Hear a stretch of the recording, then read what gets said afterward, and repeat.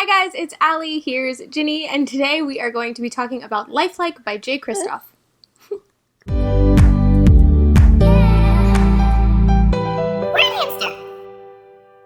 If you're not familiar with my style of book reviews, I call it the C3PO method, which stands for context, content, character, plot, and overall opinion. That's how I choose to structure my reviews. I'll probably be making a companion video to this where I will just explain in more detail what my process is for reviewing and how I rate books and things like that. That will be linked above if I have made it. If not, then just wait, it will be out soon. So let's just get right into it, shall we? Beginning with the context of reading this book.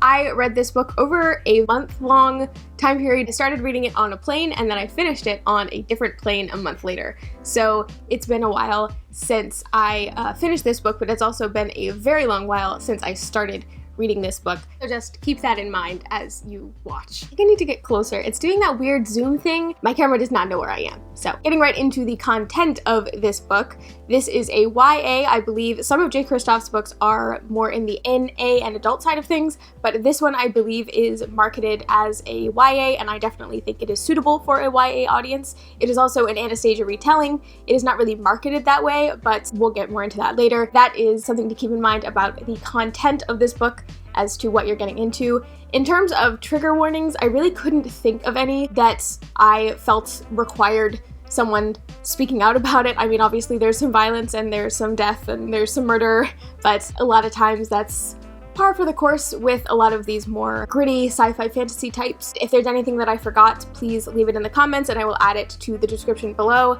But as far as I'm aware, there's no major trigger warnings for this particular book. Next, onto some of the more fun stuff, for me at least, we're going to be talking about the characters. So this story is definitely a single main character story, I guess you could say. There's a lot of really interesting ensemble characters, but first and foremost, we are following Eve, who is our main character, our main protagonist. At first, I thought she might fall into the very stereotypical badass female YA character. She has a mohawk or a faux hawk, and she's a mechanic. She builds robots for a living. This is definitely the type of character you would expect to be the kind of gritty YA heroine that we have all grown to know and kind of cringe at. Not that they're bad characters, those can be really interesting characters, but I was pleasantly surprised that this was not the case with Eve. She is actually a really complex character, and I really enjoyed seeing her story unfold throughout the novel and just kind of watching her come to grips with different aspects of her personality that she had not necessarily grappled with before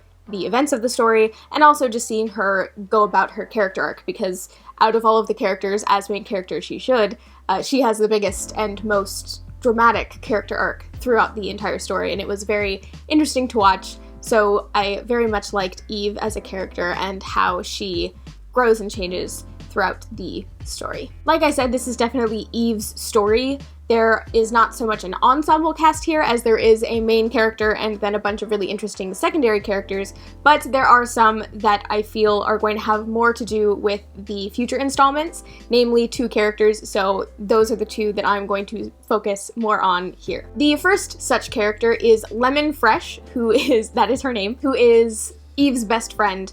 They've known each other ever since Eve moved to this place with her grandfather, where we meet her at the start of the story, and they just seem to have this kind of loyalty that you love to see with young women in fiction. Again, I was worried that she might fall into that stereotypical version of best friend characters that tend to just bring loyalty to the table and not really much else, but she does seem to prove herself in the third act of the book, and I definitely see her character being much more integral in the future installments. The third kind of main character of the story is Ezekiel, who is the coin-operated boy that Eve and Lemon Fresh find in this kind of junkyard very early on in the story, and he kind of ends up being this very important figure in the story overall. Obviously, I'm not going to spoil anything, but he's another character that I hope we can see more of in future installments, because like I said, this is definitely Eve's story, and in a lot of ways, Ezekiel's point in this story thus far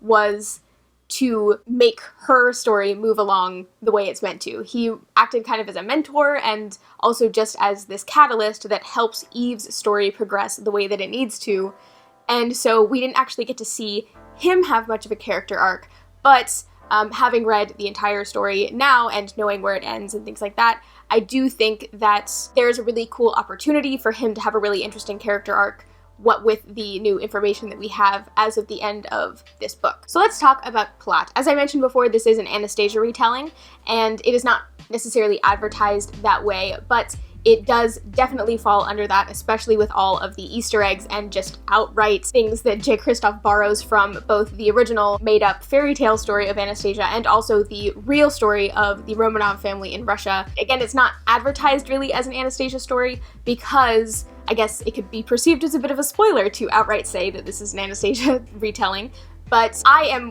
one of those type of people that really likes to seek out retellings, and so I thought it's not much of a spoiler. By chapter 1, you kind of know where the story is going already. Just wanted to mention that if you are someone who likes retellings, this one is an Anastasia retelling, and so you can kind of imagine what the plot might be like from there. Disregarding the fact that this is a retelling, however, thinking just of the plot elements as they are in this particular book, I think it was really successful at what it did, but as a reader, I did notice that there was a little bit of dragging in the middle section, for me at least, and a lot of that comes from the fact that it primarily focuses on Lemon, and like I said before, Lemon is a character who, until kind of the third act, I didn't really feel very invested in because they were more the average sidekick, best friend character, and so if I reread the book, I think I'd pay much more attention to that section, but as it was, that was a interlude that I wasn't really anticipating and that I felt like dragged a little bit. Again, all set up for future installments, so I can't really get mad at it, but that is just my opinion on that. Other than those elements though, this story was really well paced. I really thought that it was this kind of action adventure, and I just really wish I could see it on the screen as a movie because it is so well suited for that. And so, you know, get on that, Netflix or whatever it is that they're working on next. Let's move on to the final thoughts. So overall thoughts on this book to wrap up. I did give this book 4 stars on Goodreads, and I think that's pretty much exactly where I would put it. I did have, like I said, a couple of issues with the plot and dragging and things like that, and while I totally understand those things and respect how well it was done from a writer perspective, I do try to review things from the perspective of a reader.